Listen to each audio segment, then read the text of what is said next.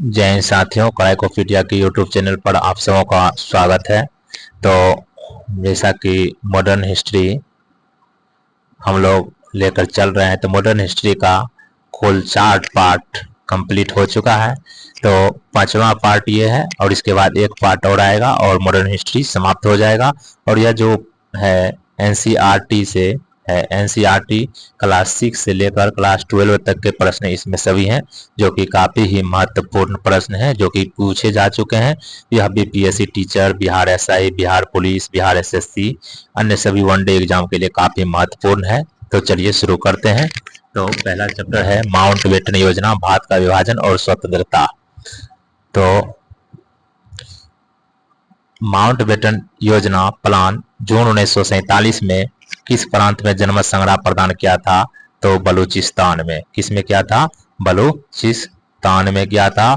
भारत के विभाजन की योजना को किस नाम से जाना जाता है? 3 जून योजना के नाम से। 15 अगस्त 1947 को भारत के पहले प्रधानमंत्री जवाहरलाल नेहरू ने लाल किला के किसके ऊपर भारतीय राष्ट्रीय ध्वज फहराया था? लाहौरी गेट के ऊपर। किसके ऊपर? लाहौरी गेट के ऊपर। वह रियासत जिसने 1947 में पाकिस्तान में मिलने की घोषणा की थी, लेकिन बाद में जनमत संग्रह के बाद इसे भारत में शामिल होने के लिए मजबूर होना पड़ा, तो जूनागढ़ रियासत। भारतीय स्वतंत्रता अधिनियम 1947 के संदर्भ में सही कथन है तो यूनाइटेड किंगडम की संसद का एक अधिनियम है। 1947 का अधिनियम किसका अधिनियम है? भारत स्वतंत्रता अधिनियम 1947 जो था यूनाइटेड किंगडम की संसद का एक अधिनियम है था। इस अधिनियम का एक प्रमुख प्रावधान था ब्रिटिश भारत को 15 अगस्त 1947 से 2 नए और पूर्ण संप्रभुता संपन्न अधिराज भारत और पाकिस्तान में विभाजित करना। तो दोनों बात इसमें था। भारत का विभाजन होने पर भारत और पाकिस्तान के बीच सरहद बंदी रेखा के रूप में 17 अगस्त 1947 को कौन सी लाइन प्रकाशित की गई थी? तो रेड क्लिफ लाइन। कौन सी? रेड क्लिफ लाइन प्रकाशित की गई थी। मैकमोहन रेखा चीन के तिब्बती क्षेत्र और भारत के उत्तर पूर्वी क्षेत्र के बीच की सीमा रेखा है, जिससे ब्रिटिश औपनिवेशिक प्रशासक हेनरी मैकमोहन ने किस वर्ष में संधि पत्र पर प्रस्तावित किया था? तो 1914 में। किस संधि पर? सिमला संधि पर। 20 फरवरी 1947 को किसने घोषित किया था कि जून 1948 तक सत्ता भारतीयों को हस्तांतरित कर दी जाएगी? क्लेमेंट एटली ने। वह प्रावधान जो 1947 के भारतीय स्वतंत्रता अधिनियम का एक हिस्सा था, तो भारत को 2 भागों में विभाजित किया जाएगा। 1947 के भारत स्वतंत्रता अधिनियम में यह प्रावधान था कि भारत को 2 भागों में विभाजित किया जाएगा। जिस दिन भारत को स्वतंत्रता मिली थी उस दिन महात्मा गांधी कहाँ थे? कलकत्ता में। भारत के बंटवारे की घोषणा की गई थी 3 जून 1947 को। भारत के बंटवारे की घोषणा 3 जून 1947 को। 15 अगस्त 1947 को भारत को मिली आजादी के वक्त था। कैसा समय? आधी रात था। ब्रिटिश सरकार भारत को स्वतंत्रता देने के लिए सहमत कब हुई थी? 1946 में सहमत हुई थी। भारत एक संप्रभु गणराज्य कब बना था? 26 जनवरी 1950 को। भारत एक संप्रभु गणराज्य बना था 26 जनवरी 1950 को। कौन महिला स्वतंत्रता सेनानी भारत छोड़ो आंदोलन से संबंधित नहीं है? शांति घोष। शांति घोष। भारतीय स्वाधीनता विधेयक को राजकीय स्वीकृति कब प्राप्त हुई थी? 18 जुलाई 1947 को। भारतीय स्वाधीनता विधेयक को राजकीय स्वीकृति कब प्राप्त हुई थी? 18 जुलाई 1947 को। मेरा अंतिम उद्देश्य प्रत्येक व्यक्ति की आंख से आंसू पोंछना होगा, यह किसका कथन है? जवाहरलाल नेहरू का। अगस्त 1947 में स्वतंत्रता दिवस के समारोह में वह नेता जो सम्मिलित नहीं हुआ, महात्मा गांधी। भारत स्वतंत्रता आंदोलन उसके समय कांग्रेस के अध्यक्ष कौन थे? जेबी कृपलानी। भारत जब स्वतंत्र हुआ था उस समय कांग्रेस के अध्यक्ष थे जेबी कृपलानी। नई दिल्ली में 1947 में आयोजित अखिल भारतीय कांग्रेस समिति की बैठक में विभाजन के प्रस्ताव का समर्थन किसने किया था? अबुल कलाम आजाद ने। अबुल कलाम आजाद ने। भारतीय स्वतंत्रता विधेयक को राजकीय स्वीकृति कब प्राप्त हुई थी? 18 जुलाई 1947 को। कब प्राप्त हुई थी? 18 जुलाई 1947 को। माउंटबेटन योजना आधार बनी थी देश के विभाजन की। माउंटबेटन योजना आधार बनी थी देश के विभाजन की। अखिल भारतीय कांग्रेस की 14 जून 1947 ईस्वी को संपन्न हुई बैठक में भारत विभाजन के पक्ष में मतदान किया था किसने? भारत विभाजन के विपक्ष में, विरोध में मतदान किसने किया था? खान अब्दुल गफ्फार खान ने। किसने किया था? खान अब्दुल गफ्फार खान ने किया था। पहले अवसर पर भारत के प्रधानमंत्री की नियुक्ति की गई थी गवर्नर जनरल के द्वारा। गवर्नर जनरल, पहले अवसर पर भारत के प्रधानमंत्री की नियुक्ति किसने की थी? गवर्नर जनरल ने। भारतीयों को किस वर्ष 1947 में सार्वभौम सत्ता सौंपने की योजना को किस नाम से जानी गई? माउंटबेटन योजना के नाम से। ब्रिटिश सरकार भारत के विभाजन के लिए उत्तरदायी नहीं है, उपयुक्त कथन किसका है? लॉर्ड एटली का। लॉर्ड एटली का। वह योजना जो भारतीय स्वतंत्रता का आधार बनी, माउंटबेटन योजना। महात्मा गांधी उस समय कहां थे जब एटली ने हाउस ऑफ कॉमन्स में सत्ता के हस्तांतरण की घोषणा की थी? नई दिल्ली में। भारत के विभाजन के समय ब्रिटिश भारत का वह प्रांत जिसने संयुक्त व संयुक्त अस्तित्व की योजना प्रस्तावित की थी, पंजाब प्रांत। भारत के विभाजन के समय ब्रिटिश भारत का वह प्रांत जिसने संयुक्त व स्वतंत्र अस्तित्व की योजना प्रस्तावित की थी, तो वह कौन सा प्रांत था? पंजाब प्रांत। भारत की रियासतों के एकीकरण में किसने निर्णायक भूमिका निभाई थी? सरदार वल्लभ भाई पटेल ने। भारत की रियासतों के एकीकरण में किसने निर्णायक भूमिका निभाई थी? निर्णायक भूमिका सरदार वल्लभ भाई पटेल ने। भारत और पाकिस्तान ने किस संधि पर हस्ताक्षर किए थे जिसके तहत दोनों देश मतभेदों और विवादों को द्विपक्षीय रूप से सुलझाने पर सहमत हुए थे? शिमला संधि पर। किस पर? शिमला संधि पर। तो चलिए नेक्स्ट चैप्टर है भारत का संवैधानिक विकास। भारत का संवैधानिक विकास, वह अधिनियम जो मॉन्टेग्यू चेम्सफोर्ड रिपोर्ट पर आधारित था, तो भारत शासन अधिनियम 1919। साइमन कमीशन के बहिष्कार का कारण क्या था? यह कमीशन भारतीयों द्वारा सरकार बनाने की योग्यता को परखने हेतु था, किंतु इसमें कोई भारतीय नहीं था। सरकार के किस अधिनियम के कारण बंबई से सिंध प्रांत का निर्माण हुआ था? भारत सरकार अधिनियम 1935। वह अधिनियम जो ईस्ट इंडिया कंपनी के विभिन्न अंगों की शक्तियों और जिम्मेदारियों को परिभाषित करते हुए ब्रिटिश संसद द्वारा पारित किया गया था, तो विनियमन अधिनियम 1773, रेगुलेटिंग एक्ट 1773, जिसने ईस्ट इंडिया कंपनी के विभिन्न अंगों की शक्ति और जिम्मेदारियों को परिभाषित किया था। ईस्ट इंडिया कंपनी अधिनियम 1813 को किस रूप में भी जाना जाता है? चार्टर अधिनियम के रूप में। जवाहरलाल नेहरू ने किस अधिनियम को दास्ता का एक नया घोषणा पत्र के रूप में वर्गीकृत किया था? भारत सरकार अधिनियम 1935। वह अधिनियम जिसके प्रावधान द्वारा ब्रिटेन के भारतीय प्रांतों पर ईस्ट इंडिया कंपनी के शासन को निरस्त कर दिया गया और उन्हें ब्रिटिश क्वीन के नाम पर शासित किया जाने लगा, तो भारत सरकार अधिनियम 1858। भारत सरकार अधिनियम 1858 के द्वारा ईस्ट इंडिया कंपनी के शासन को समाप्त कर दिया गया। कलकत्ता में एक शाही चार्टर द्वारा नगर निगम की स्थापना की गई थी 1726 में। कलकत्ता में एक शाही चार्टर द्वारा नगर निगम की स्थापना कब की गई थी? 1726 में। भारत सरकार अधिनियम 1919 जिसमें कई सुधार शामिल थे, किस रिपोर्ट या सुधार के आधार पर पारित हुआ था? तो मॉन्टेग्यू चेम्सफोर्ड सुधार। वह अधिनियम जिसने ब्रिटिश ईस्ट इंडिया कंपनी को किसी निर्दिष्ट अवधि के बिना ताज क्राउन के लिए ट्रस्ट में भारतीय क्षेत्रों और राजस्व को बनाए रखने का अधिकार दिया था, चार्टर अधिनियम 1853। वह अधिनियम जिसने ब्रिटिश ईस्ट इंडिया कंपनी को किसी निर्दिष्ट अवधि के बिना ताज क्राउन के लिए ट्रस्ट में भारतीय क्षेत्रों और राजस्व को बनाए रखने का अधिकार दिया, चार्टर अधिनियम 1853। वायसराय की कार्यकारी परिषद में शामिल होने वाले प्रथम भारतीय थे सत्येंद्र प्रसाद सिन्हा। वायसराय की कार्यकारी परिषद में शामिल होने वाले प्रथम भारतीय थे सत्येंद्र प्रसाद सिन्हा। ब्रिटिश सरकार ने मुसलमानों के लिए पृथक निर्वाचन मंडल की स्वीकृति प्रदान की थी वर्ष 1909 में। 1909 में भारत सरकार के गठन के संबंध में ब्रिटिश सरकार ने कौन सा प्रस्ताव दिया था? मार्ले मिंटो सुधार। कब आया था? 1909 में। हिंदुओं और मुसलमानों के बीच खाई को और बढ़ाने हेतु मतदाताओं को विभाजित करने के लिए पेश किया गया था मार्ले मिंटो सुधार विधेयक 1909। भारत सरकार अधिनियम 1935 आधारित था एक संघीय एवं संसदीय प्रणाली के सिद्धांत पर। भारत सरकार अधिनियम 1935 आधारित था एक संघीय एवं संसदीय प्रणाली के सिद्धांत पर। वह कैबिनेट मिशन जिसने भारतीय संविधान के निर्माण हेतु एक संविधान सभा का प्रस्ताव रखा था, कैबिनेट मिशन योजना 1946। संविधान सभा ने स्वतंत्र भारत के लिए एक संविधान का मसौदा तैयार किया।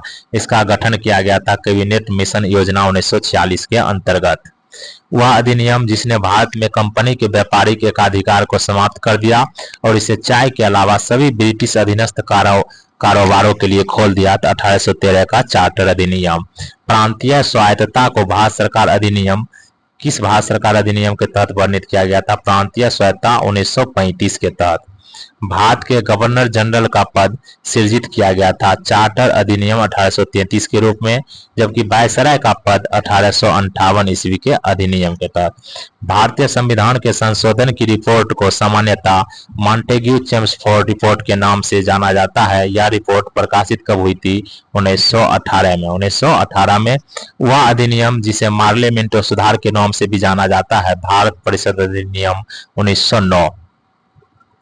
ब्रिटिश इंडिया के अधिनियम ने सामूहिक कार्यचालन के स्थान पर विभाग या विभागीय पद्धति द्वारा वायसराय की कार्यकारी परिषद पर उनके प्राधिकार को और अधिक बल प्रदान किया। भारत परिषद अधिनियम 1861। ब्रिटिश इंडिया के अधिनियम ने ब्रिटिश इंडिया के अधिनियम ने सामूहिक कार्यान्वयन के स्थान पर विभाग या विभागीय पद्धति द्वारा वायसराय की कार्यकारी परिषद पर उनके प्राधिकार को और अधिक बल प्रदान किया। भारत परिषद अधिनियम 1861। 120 सदस्यों वाले चैम्बर ऑफ प्रिंसेस की व्यवस्था की गई थी 1919 के अधिनियम में। 120 सदस्यों वाले चैम्बर ऑफ प्रिंसेस की व्यवस्था की गई थी 1919 के अधिनियम में। बोर्ड ऑफ कंट्रोल की स्थापना किस अधिनियम के अंतर्गत की गई थी? पिट्स इंडिया अधिनियम 1784। वह अधिनियम जिसमें भारतवासियों को अपने देश के प्रशासन में कुछ हिस्सा लेना संभव बनाया, चार्टर एक्ट 1833। वह अधिनियम कौन था जिसमें भारतवासियों को अपने देश के प्रशासन में कुछ हिस्सा लेना संभव बनाया? तो चार्टर एक्ट 1833। पहली बार भारत में एक क्रियाशील विधान परिषद का सृजन किया गया, वह कौन था? चार्टर एक्ट 1853 के तहत पहली बार भारत में क्रियाशील विधान परिषद का सृजन हुआ था। इस कानून के तहत, चार्टर एक्ट 1853 के तहत भारत में अप्रत्यक्ष निर्वाचन की प्रथा आरंभ की गई थी। 1892 के अधिनियम के तहत लोक सेवाओं की परीक्षा इंग्लैंड और भारत में एक साथ करने की संस्तुति दी गई थी मॉन्टेग्यू चेम्सफोर्ड रिपोर्ट द्वारा। भारत में पहली बार लोक सेवा आयोग की स्थापना किस अधिनियम से हुई थी? गवर्नमेंट ऑफ इंडिया एक्ट 1919 के तहत। पहली बार लोक सेवा आयोग की स्थापना गवर्नमेंट ऑफ इंडिया एक्ट 1919 के तहत।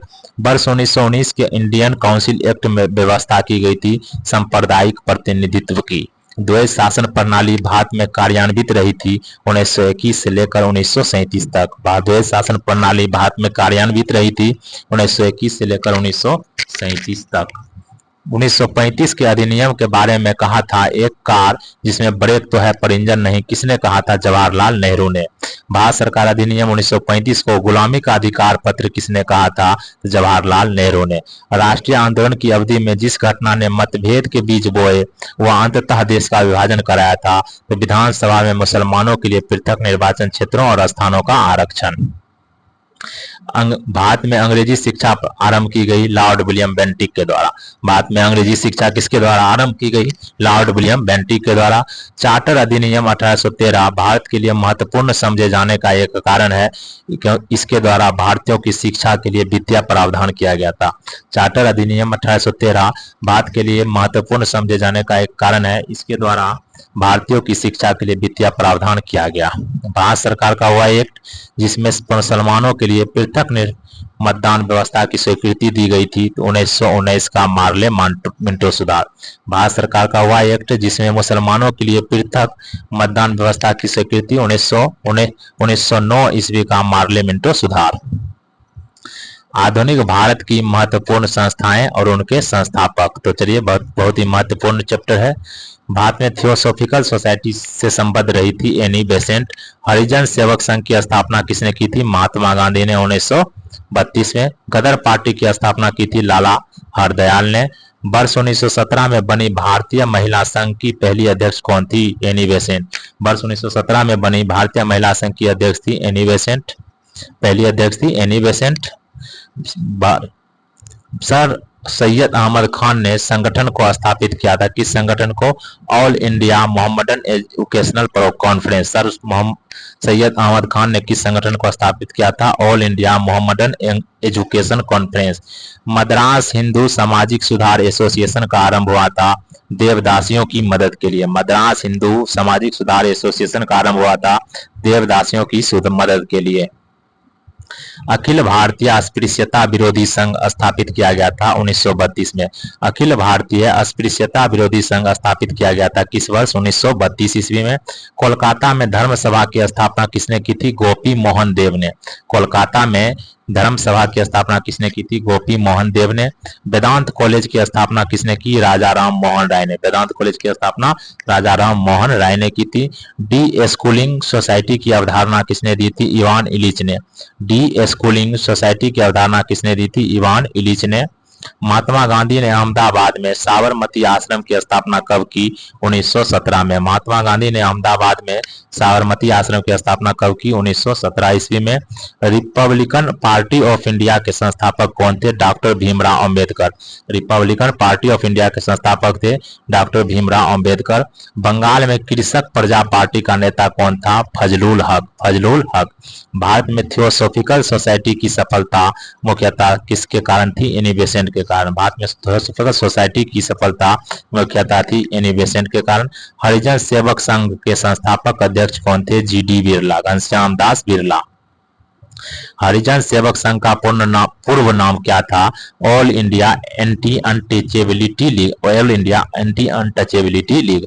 इंडिया इंडिपेंडेंस लीग की स्थापना किसने की थी? रास बिहारी बोस ने। इंडिया इंडिपेंडेंस लीग की स्थापना की थी रास बिहारी बोस ने। दार उल उलूम की स्थापना किसने की थी? मौलाना शिबली नोमानी ने। दार उल उलूम की स्थापना किसने की थी? मौलाना शिबली नोमानी ने। युगांतर पार्टी का नेतृत्व किसने किया था? जतिंद्र नाथ मुखर्जी ने। युगांतर पार्टी का नेतृत्व किया था जतिंद्र नाथ मुखर्जी ने। तो चलिए, संगठन और संस्थापक। तो इंडियन नेशनल आर्मी को संगठित किया था रास बिहारी बोस और सुभाष चंद्र बोस ने। इंडियन नेशनल आर्मी को संगठित किया, संस्थापक थे रास बिहारी बोस और सुभाष चंद्र बोस। गदर पार्टी लाला हरदयाल और सोहन सिंह भाकना। मित्र मेला के संस्थापक थे Vinayak Damodar Savarkar. Home rule league के एनी बेसेंट। चलिए, संबंधित संगठन और व्यक्ति। सरदार अजीत सिंह किस संगठन से संबंधित थे? तो भारत माता सोसाइटी से। भगत सिंह नौजवान भारत सभा से। Chandrashekhar Azad Hindustan socialist Republican party से संबंधित थे, जबकि विनायक दामोदर सावरकर अभिनव भारत समाज से। तो चलिए, संगठन और स्थापना वर्ष। Society for translating European sciences की स्थापना कब हुई थी? 1825 में। Indian association for the cultivation of science की स्थापना 1876 में।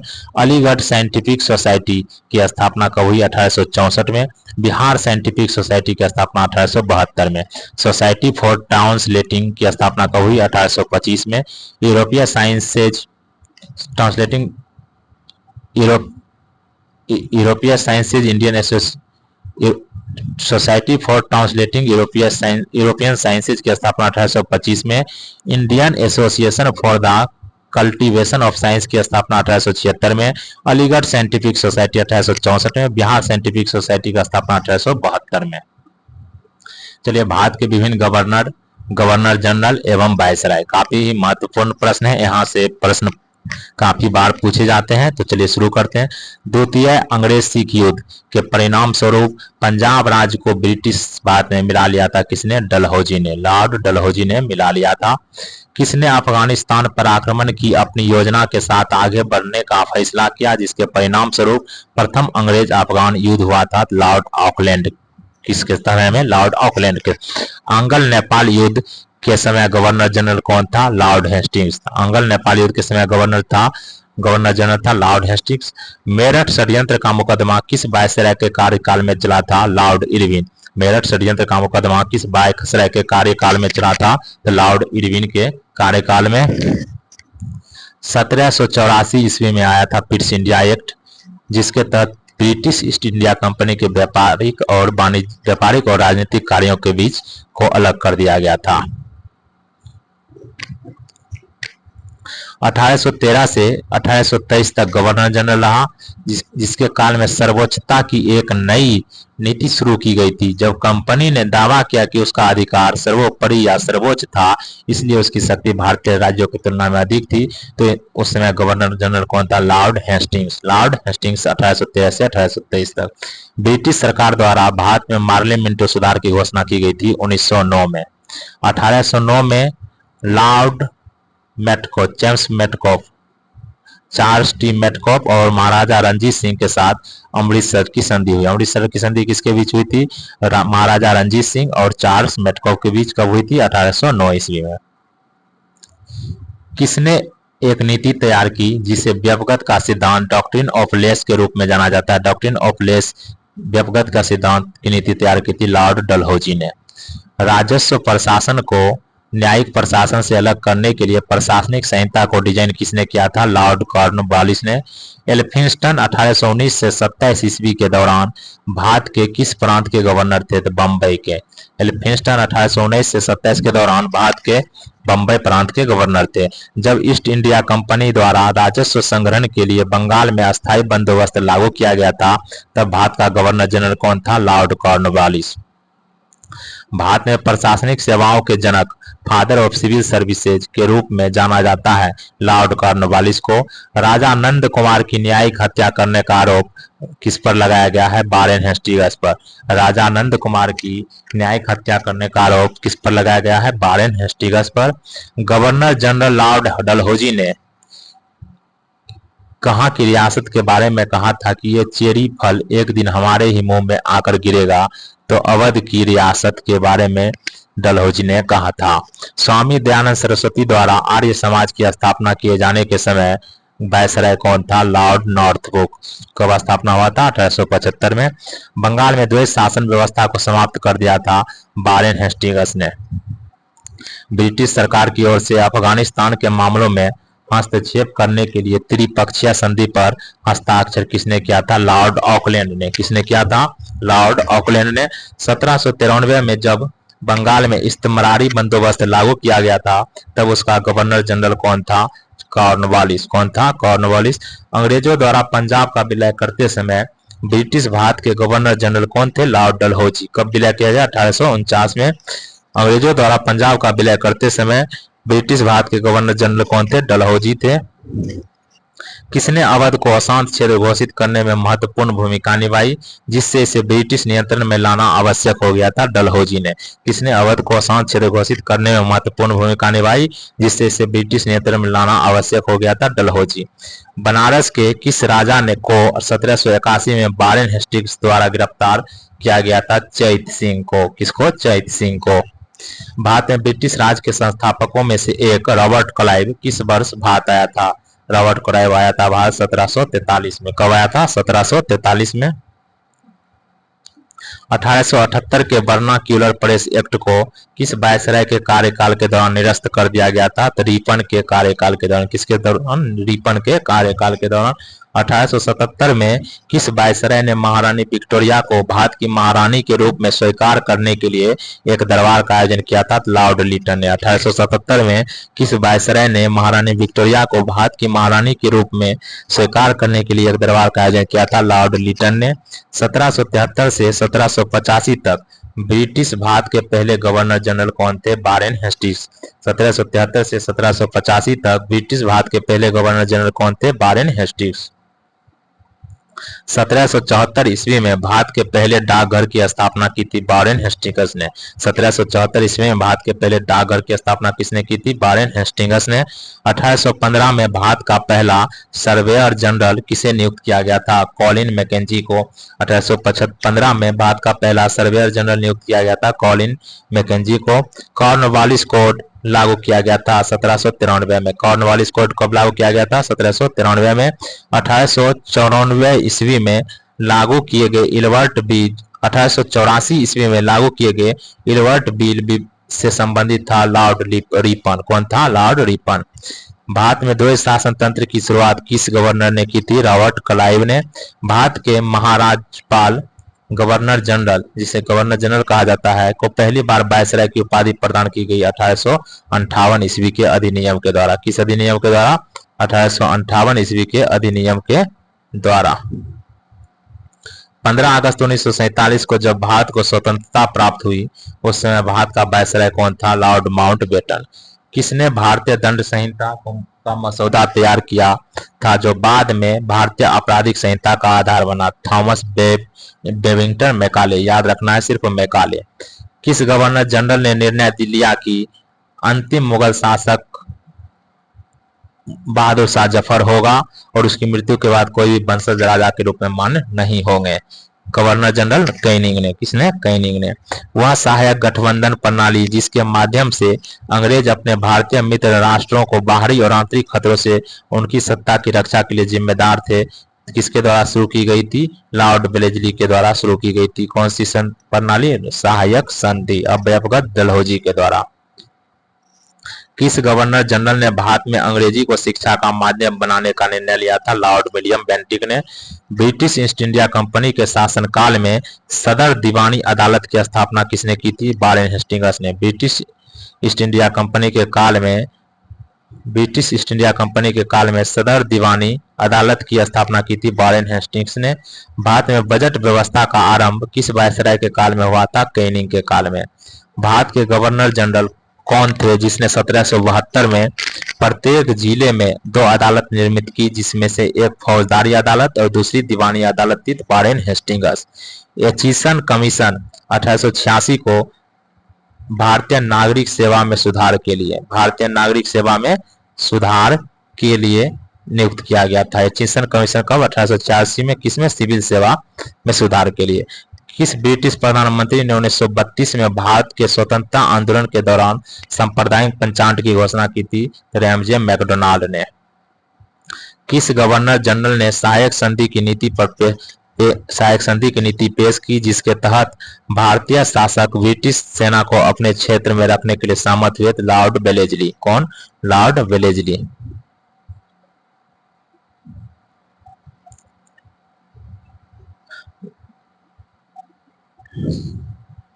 लॉर्ड कर्जन संबंधित है बंगाल विभाजन से। भारत के किस वायसराय ने 1943 के बंगाल के अकाल पर ध्यान दिया और सेना को भूख से पीड़ित बंगालियों को राहत सामग्री वितरित करने के लिए का आदेश दिया था? लॉर्ड लिनलिथगो ने। भारतीय संविधान के अस्तित्व में आने से पहले भारत का अंतिम गवर्नर जनरल कौन था? चक्रवर्ती राजगोपालाचारी। भारतीय संविधान के अस्तित्व में आने से पहले भारत का अंतिम गवर्नर जनरल कौन था? चक्रवर्ती राजगोपालाचारी। वह गवर्नर जनरल जिसने पैरामाउंटसी नामक नीति का आरंभ किया था? लॉर्ड हेस्टिंग्स ने। वह गवर्नर जनरल जिसने पैरामाउंटसी नामक नीति का आरंभ किया? लॉर्ड हेस्टिंग्स ने।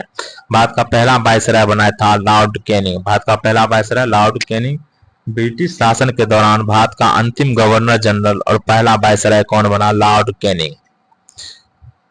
बंगाल के पहले गवर्नर जनरल के रूप में किसे नियुक्त किया गया था? रॉबर्ट क्लाइव को। 1848 और 1856 के बीच भारत के गवर्नर जनरल कौन थे? Lord Dalhousie. Lord Clive Bharat से इंग्लैंड अंततः लौटा 1767 में। लॉर्ड क्लाइव भारत से इंग्लैंड अंततः लौटा 1767 में। भारत का वह वायसराय जिसका संबंध भारतीय स्वतंत्रता संग्राम के दौरान के विवादास्पद इल्बर्ट बिल से था? लॉर्ड रिपन का। लॉर्ड रिपन का संबंध इल्बर्ट बिल से था। किस 1798 में गवर्नर जनरल कौन था? Lord Wellesley. 1798 में गवर्नर जनरल कौन था? लॉर्ड वेलेस्ली बना और कोलकाता में अपने लिए एक विशाल महल गवर्नमेंट हाउस का निर्माण कराया। भारत का वह वायसराय जिसने निर्वाचित स्थानीय सरकारी निकायों के सृजन की पहल की? तो लॉर्ड रिपन ने। किसने? लॉर्ड रिपन ने स्थानीय सरकारी निकायों की सृजन की पहल की थी, इसलिए स्थानीय स्वशासन का जनक भी किसे कहा जाता है? लॉर्ड रिपन को। सैनिक विद्रोह के दौरान गवर्नर जनरल कौन था? Lord Canning. 1912 में सिविल सेवाओं के संबंध में रॉयल कमीशन के गठन के समय वायसराय था? Lord Hardinge. 1912 में सिविल सेवाओं के संबंध में रॉयल कमीशन के गठन के समय वायसराय कौन था? Lord Hardinge.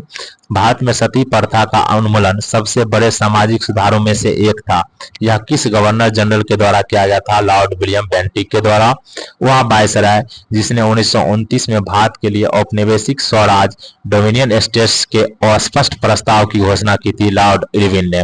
वह वायसराय जिसने 1929 में भारत के लिए औपनिवेशिक स्वराज डोमिनियन स्टेट्स के अस्पष्ट प्रस्ताव की घोषणा की थी? लॉर्ड इरविन ने। भारत के किस वायसराय ने देसी भाषा प्रेस अधिनियम वर्नाकुलर प्रेस एक्ट का प्रस्ताव दिया था? लॉर्ड लिटन ने। किसने? लॉर्ड लिटन ने। ब्रिटिश भारत के वह वायसराय जिसने भारतीय सांख्यिकी सर्वेक्षण कराया था? लॉर्ड मेयो ने। ब्रिटिश भारत का वह वायसराय जिसने भारतीय सांख्यिकी सर्वेक्षण कराया था? तो लॉर्ड मेयो ने। जिस सहायक संधि के आधार पर ब्रिटिश अपनी पूरी शक्ति का प्रयोग करके बाह्य एवं आंतरिक खतरों से भारतीय रियासतों की सुरक्षा करने के लिए जिम्मेदार थे, वह किसने प्रतिपादित की थी? लॉर्ड वेलेस्ली ने। सहायक गठबंधन 1798 में किसके द्वारा एक गैर हस्तक्षेप नीति थी? Lord Wellesley. रॉबर्ट क्लाइव ने कहां पर दोहरी सरकार की शुरुआत की थी, जिसके तहत मीर जाफर को एक बार फिर नवाब बनाया गया था? तो रॉबर्ट क्लाइव ने बंगाल में द्वैत शासन की शुरुआत की थी। सहायक संधि भारत में ब्रिटिश क्षेत्र का विस्तार करने के लिए अभ्यास की जाने वाली सबसे महत्वपूर्ण नीतियों में से एक थी, जिसे पेश किया गया था वेलेस्ली के द्वारा। वर्ष 1931 में भारत की नई राजधानी के रूप में नई दिल्ली का उद्घाटन करने वाले वायसराय का नाम क्या था? Lord Irwin. 1781 ईस्वी में भारत के पहले गवर्नर जनरल वारेन हेस्टिंग्स ने मुस्लिम कानून के अध्ययन और शिक्षण के लिए मदरसा की स्थापना कहाँ की थी? कलकत्ता में। भारत के पहले गवर्नर जनरल वारेन हेस्टिंग्स ने मुस्लिम कानून के अध्ययन और शिक्षण के लिए मदरसा की स्थापना कहाँ की थी? कलकत्ता में। भारतीय राष्ट्रीय कांग्रेस की स्थापना के समय भारत का गवर्नर जनरल कौन था? Lord Dufferin. बंगाल सती विनियमन 1829 भारत के किस गवर्नर जनरल द्वारा लाया गया? Lord William Bentinck. सती प्रथा अंत किया गया विलियम बेंटिक के द्वारा। वह गवर्नर जनरल जिसके समय भारत का स्वतंत्रता संघर्ष सिपाही विद्रोह हुआ था, लॉर्ड कैनिंग के समय में हुआ था। जब गांधी जी ने दांडी यात्रा का आह्वान किया था, उस समय भारत के वायसराय कौन थे? Lord Irwin. दांडी यात्रा के समय कौन था? इरविन। 1848 में लॉर्ड डलहौजी के कार्यकाल के दौरान लागू हुए सुधार का नाम था व्यक्तिगत सिद्धांत। भारत में अंग्रेजी शिक्षा को बढ़ावा देने में महत्वपूर्ण भूमिका किसने निभाई थी? मैकाले ने। आधुनिक अखिल भारतीय सेवाओं का जनक किसे माना जाता है? सरदार वल्लभ भाई पटेल को। ब्रिटिश भारत में लोक सेवाओं का जनक किसे माना जाता है? चार्ल्स कॉर्नवालिस को। सर्वप्रथम भारतीय राष्ट्रीय कांग्रेस के संबंध में यह किसने कहा था कि यह केवल एक सूक्ष्म अल्पसंख्यक वर्ग का प्रतिनिधित्व करती है? तो लॉर्ड डफरिन ने। किसने? डफरिन ने। लॉर्ड माउंटबेटन ने वन मैन बाउंड्री फोर्स कहकर संबोधित किया था महात्मा गांधी को। किसे? महात्मा गांधी को। वह गवर्नर जनरल जिसके कार्यकाल में प्राचीन स्मारक संरक्षण अधिनियम पारित हुआ था, तो लॉर्ड कर्जन के समय में। भारत में डाक टिकट का चलन प्रारंभ किया गया था डलहौजी ने। डाक टिकट का चलन किसने प्रारंभ किया था? डलहौजी ने। ब्रिटिश संसद में महाभियोग का मुकदमा चलाया गया था वारेन हेस्टिंग्स ने पर। ब्रिटिश संसद में किस गवर्नर पर महाभियोग का मुकदमा चलाया गया था? वारेन हेस्टिंग्स पर। भारत का पहला गवर्नर जनरल कौन था? Lord William Bentinck. भारत का पहला गवर्नर जनरल था लॉर्ड विलियम बेंटिक। भारत में अंग्रेजों के समय में प्रथम जनगणना कब हुई? किसके समय में? लॉर्ड मेयो के कार्यकाल में। वह वायसराय जिसकी हत्या अंडमान निकोबार द्वीप समूह में जब वे भ्रमण पर थे एक दंडित अपराधी द्वारा की गई थी, तो लॉर्ड मेयो की हत्या। भारत में कर्जन के प्रशासन की तुलना औरंगजेब से किसने की थी? गोपाल कृष्ण गोखले ने। भारत में कर्जन के प्रशासन की तुलना औरंगजेब से की थी किसने? गोपाल कृष्ण गोखले ने। लॉर्ड कॉर्नवालिस की कब्र कहाँ स्थित है? गाजीपुर में। कॉर्नवालिस की कब्र स्थित है गाजीपुर में। आंग्ल नेपाल युद्ध जिसके शासनकाल में हुआ था, तो वह है हेस्टिंग्स। आंग्ल नेपाल युद्ध किसके शासनकाल में हुआ था? लॉर्ड हेस्टिंग्स के शासनकाल में। किसे स्वर्ग से उत्पन्न सेना नायक कहा गया? रॉबर्ट क्लाइव को। स्वर्ग से उत्पन्न सेना नायक किसे कहा गया? रॉबर्ट क्लाइव को। The problems of the four east नामक पुस्तक के लेखक कौन है? Curzon. The problems of the four east नामक पुस्तक के लेखक हैं लॉर्ड कर्जन। भारतीय समाचार पत्रों को कठोर नियंत्रण से मुक्त किया था किसने? चार्ल्स मैडकॉफ ने। इसलिए प्रेस का मुक्तिदाता कहा जाता है चार्ल्स मैडकॉफ को। गवर्नर जनरल हुआ कौन सा गवर्नर जनरल था जिसने भारत में दास प्रथा को समाप्त किया था? लॉर्ड एलन बैरो। लॉर्ड एलन बैरो ने भारत में दास प्रथा को समाप्त किया था। भारत का एकमात्र यहूदी वायसराय कौन था? तो लॉर्ड रीडिंग। दिल्ली में प्रवेश के अवसर पर बम फेंका गया था किसके द्वारा? लॉर्ड हार्डिंग के द्वारा। लॉर्ड हार्डिंग पर किसने? रास बिहारी बोस के द्वारा। तथा कथित कुशासन के आधार पर वह गवर्नर जनरल जिसने मैसूर राज्य के प्रशासन को ले लिया था, लॉर्ड विलियम बेंटिक ने। प्रथम आंग्ल बर्मा युद्ध के दौरान भारत का गवर्नर जनरल कौन था? एमहर्स्ट। प्रथम आंग्ल बर्मा युद्ध के दौरान भारत का गवर्नर जनरल था एमहर्स्ट। भारत में दीपावली घोषणा की थी लॉर्ड इरविन ने। किसने? लॉर्ड इरविन ने। किससे संबंधित था दीपावली घोषणा? डोमिनियन स्टेट से। किससे? डोमिनियन स्टेट से। भारत में सर जॉन सौर की नीति को दर्शाया गया गैर हस्तक्षेप की नीति के रूप में। भारत में जॉन सौर की नीति को दर्शाया गया गैर हस्तक्षेप की नीति के रूप में 1793 में अस्थायी बंदोबस्त प्रस्तावित किया गया था। इस दौरान बंगाल के गवर्नर जनरल कौन थे? Lord Cornwallis. Lord Cornwallis. तो चलिए, विभिन्न पत्र पत्रिकाएं, पुस्तक, उनके लेखक, संपादक, कथन, नारा, उपाधि एवं स्थापत्य। यह चैप्टर बहुत ही लंबा है और यहाँ से प्रश्न काफी मात्रा में पूछे जाते हैं और हर एग्जाम में पूछे जाने की प्रबल संभावनाएं रहती है। तो आप इसमें से किसी भी प्रश्न को स्किप नहीं कर सकते हैं। तो आज की वीडियो में इतना ही। नेक्स्ट वीडियो में हम लोग इस चीज को कंप्लीट करेंगे। पुस्तक, पत्रिकाएं, उसके संपादक, लेखक, नारा को कंप्लीट करेंगे और उसके बाद एक और चैप्टर विविध बच जाएगा और इसके बाद जो हमारा वीडियो आएगा वह लास्ट पार्ट होगा मॉडर्न हिस्ट्री का। तो मॉडर्न हिस्ट्री का ये 5वां पार्ट था और 6 पार्ट में मॉडर्न हिस्ट्री कंप्लीट हो जाएगा।